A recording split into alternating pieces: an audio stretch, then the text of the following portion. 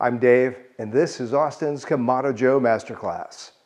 If your Kamado Joe dome looks like this, black, flaky, and covered in soot, don't worry, that's completely normal. Today I'm going to show you how to turn this back into clean, white ceramic. First, make sure your grill is completely cool.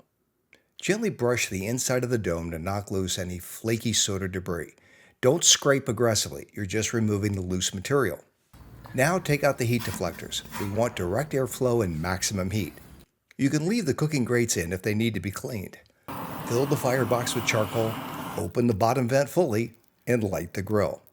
Leave the lid open for about 10 minutes to let the fire establish. Now close the lid and swing open the control top tower vent. Let the grill run for 1 hour. You're aiming for high heat, 600 to 700 degrees or more. After an hour, swing the control tower lid back to its normal position and open the top vent to its widest position. Let it run like this for another hour.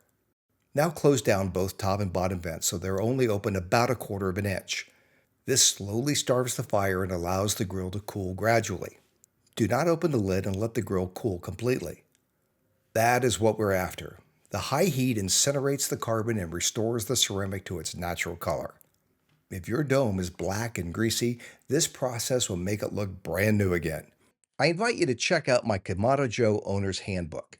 This is a 100+ page book that I've written that covers everything that you need to know about operating the Kamado Joe. It includes setup, seasoning, temperature control, troubleshooting, maintenance, and a lot of other pro tips and techniques. Hey, if you liked the video, let me know, and please subscribe for more Kamado Joe maintenance, setup, and cooking tips. And watch my Kamado Joe 101 playlist right now.